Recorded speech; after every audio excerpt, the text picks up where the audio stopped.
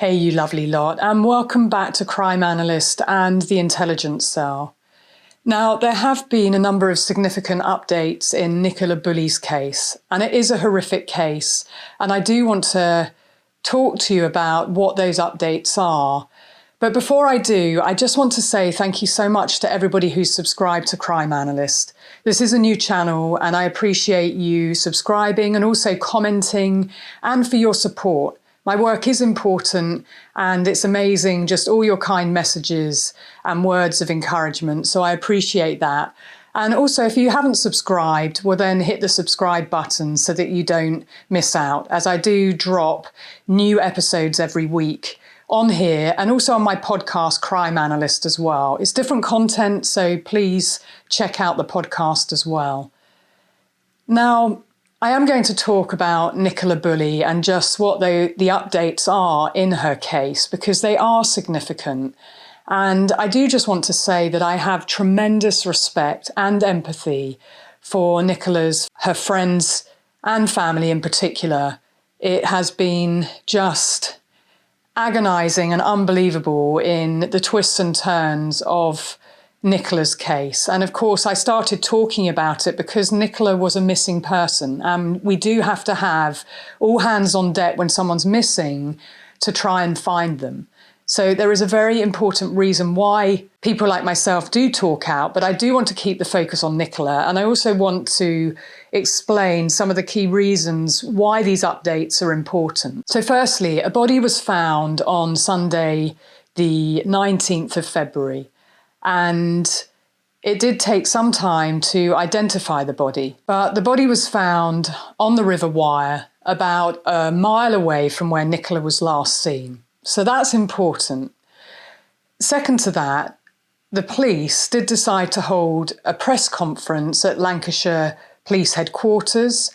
And on Monday, Assistant Chief Constable Peter Lawson and Detective Chief Superintendent Pauline Stables, the head of crime, were both present at that press conference, and they confirmed that the body was that of missing mum of two, Nicola Bulley. Now, that confirmation brings a whole new chapter and agony to Nicola's family and friends. It doesn't end there for them. It is a new chapter of processing that they have to go through. And I do just want to read what the family said in terms of their statement, because I think it's important for us to hear their words. And so I'm going to read out, it was actually read out by Detective Chief Superintendent Pauline Stables outside of police headquarters. And this is what the family said. Our family liaison officers have had to confirm our worst fears today. We will never be able to comprehend what Nikki had gone through in her last moments, and that will never leave us. We will never forget Nikki. How could we? She was the centre of our world. She was the one who made our lives so special, and nothing will cast a shadow over that. Our girls will get the support they need from the people who love them the most. And it saddens us to think that one day we will have to explain to them the press and members of the public accused their dad of wrongdoing, misquoted and vilified friends and family. This is absolutely appalling. They have to be held accountable. This cannot happen to another family. We tried last night to take in what we've been told in the day, only to have Sky News and ITV make contact with us directly when we expressly asked for privacy. They again have taken it upon themselves to run stories about us to sell papers and increase their own profiles. It's shameful they've acted in this way. Leave us alone now. Do the press and other media channels and so-called professionals not know when to stop? These are our lives and our children's lives. To those who genuinely helped and supported us privately, we thank you. The community support in St Michael's, friends, neighbours, strangers have been nothing short of comforting and heartwarming. Friends, you know who you are. Thank you. Our hearts truly break for others who have missing loved ones. Keep that hope alive. Finally, Nikki, you are no longer a missing person.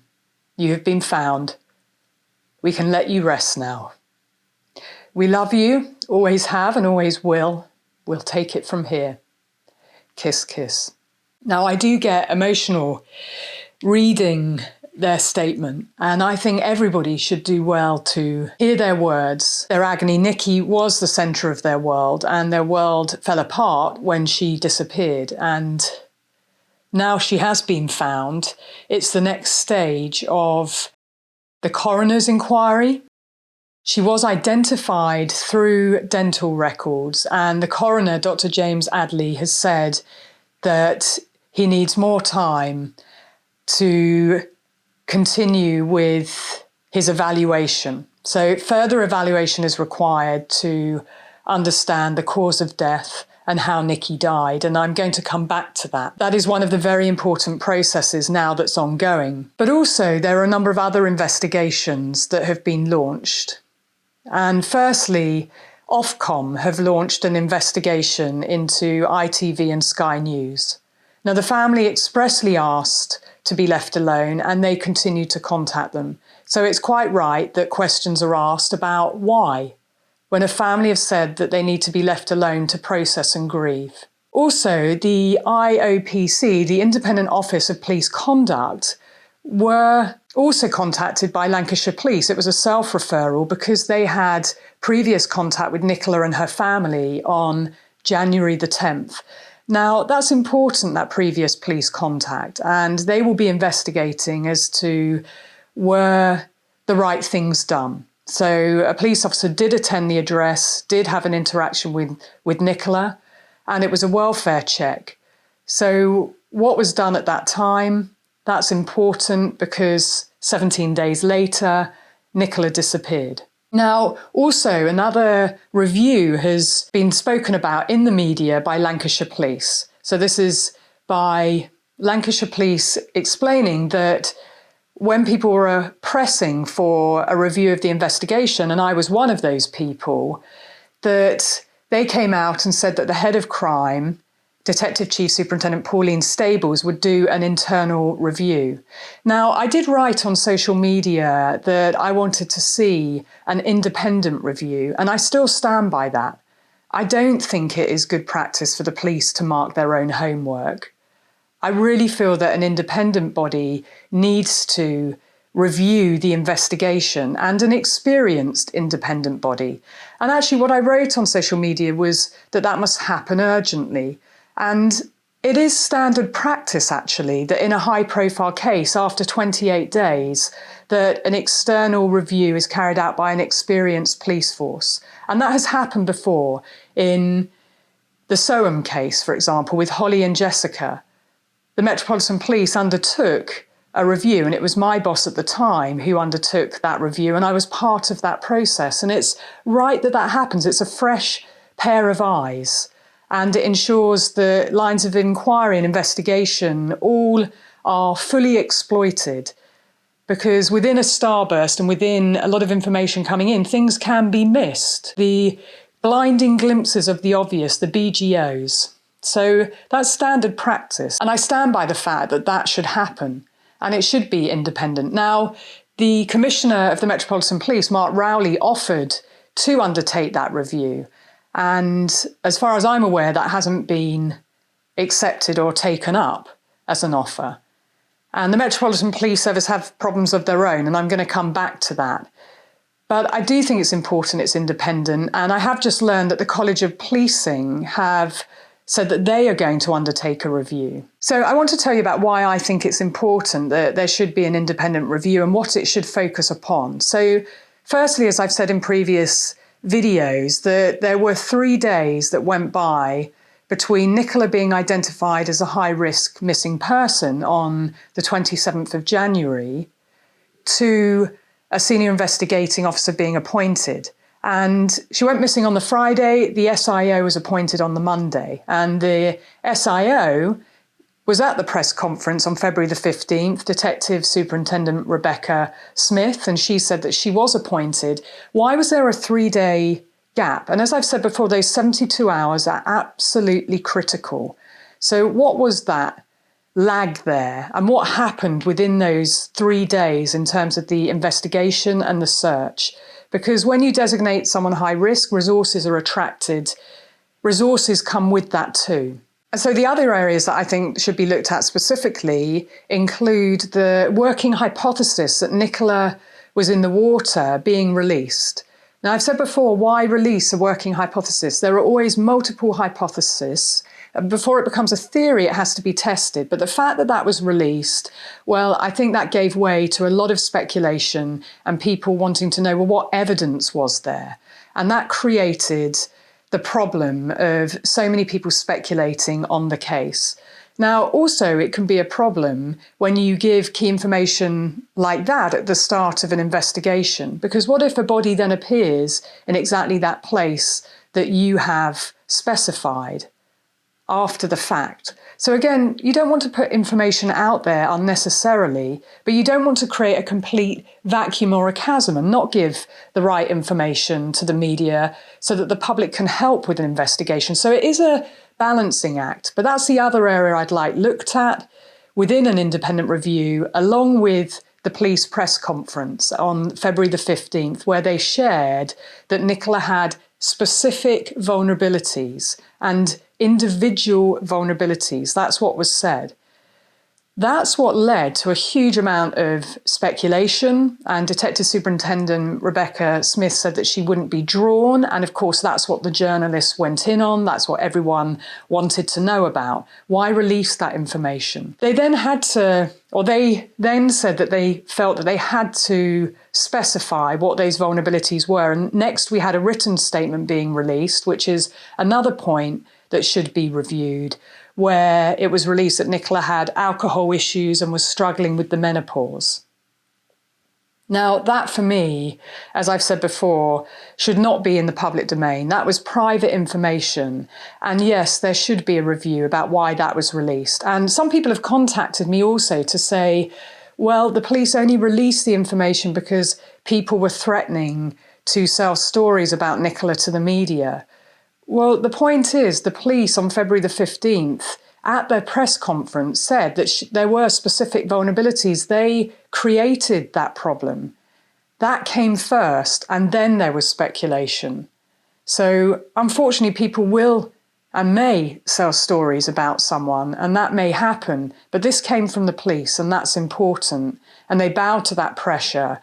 And it felt victim blaming, it felt sexist.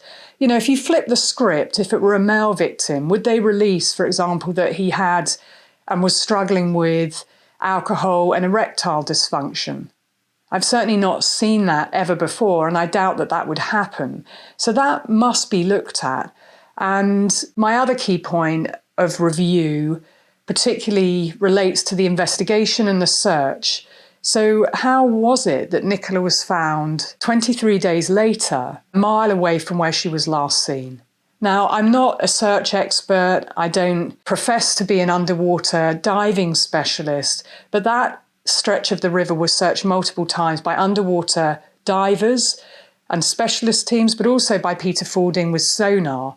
And so Peter said that Nicola was not on the riverbed.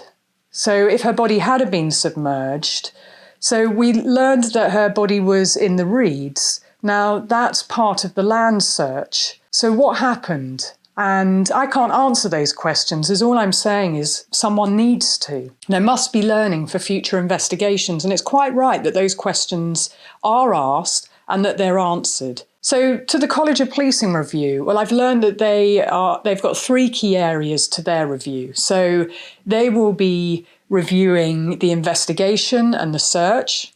They'll also be reviewing communication and public engagement and the release of personal information.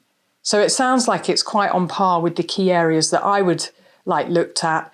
But is College of Policing independent? Well, I'm not sure that we can call them independent. It still feels like police marking their own homework. So I think there have to be independent experts looking at the case. And I do feel that there has to be transparency and accountability here for learning, true learning going forward. And I've talked about this before. I did an interview with LBC on Sunday, and I said that I get really fed up with hearing about lessons to be learned, or that we've learned these lessons. And it comes up in every review, and yet rarely are those lessons learned. So there has to be teeth to an inquiry or to a review, and not just for Lancashire Police, but for all police services. We live in the day and age now of social media, so we have to expect that there will be interest and engagement. So it has to be managed much better right from the start. And the other two reviews, well, firstly, the Information Commissioner also said that they were interested in hearing from Lancashire Police about the release of that personal information about these specific vulnerabilities. And the Information Commissioner has made initial inquiries with Lancashire Police about their decisions. And the last and very important review and inquest is that of the coroners and the coroner's inquest. And it's now looking like it will be June when we will know more about how Nicola died. So it's a very agonising time, very upsetting, very distressing for the family. Of course, they want answers, but they are trying to process everything that has gone on. And that's not an easy process in the wake of so many people speculating and saying things that are horrible and really vile about Nicola's family and about Nicola. And the last point I just want to make is about the context. The context is absolutely vital that we should not miss of why people are so interested in Nicola's case and why there has been so much questioning of police decision-making. And that's because of the deep-seated mistrust that there is for the police. And it follows in the wake of Wayne Couzens, a serving Metropolitan Police officer who abducted and raped Sarah Everard, and of David Carrick, who admitted 88 assaults on women, 49 of them rapes, whilst serving as a Metropolitan Police officer, and the fact that across his 17 years as a police officer, there were 9 complaints made about him, 2 allegations of domestic violence, even at the time he was being vetted, and he was still allowed into the Metropolitan Police. And the Met said afterwards, after this came out, that they didn't join the dots. So it's not even just misogyny, it's about the fact that there are officers who have been violent and abusive to women in the rank and file, and that nothing has been done and there hasn't been accountability. It's also about the fact that there have been many cases where women have been reported missing and they haven't been prioritised and taken seriously. And let's not forget the amount of domestic violence murders that have happened by serial and repeat perpetrators that the police have known about and done nothing about. And when women have been reporting, been telling the police that they need protection, have been talking about the history, and nothing has been done. And that's domestic violence, coercive control, stalking cases, sexual violence. So there is a deep-seated mistrust for the police, and the police do have to work hard to regain women's trust and confidence. And therefore, coming to a press conference and being defensive, well, I would suggest that that is not the best way to go about it. And it is right that questions must be asked about them and that they're held to account for their decisions within this particular investigation and in others. And that's important that that happens. So I'm going to leave it there and just say that I am thinking about Nicola. I'm thinking about her last moments and what they were and the agonising reality of that for those who loved her. So I'm thinking about Nicola's family, for her 2 children. Remember, this is the legacy of their mum for them, and that's important. For all her family and friends, I am thinking about them. So for now, I'm going to end. And I'm going to remind everybody to be curious, ask questions, and always trust your instincts.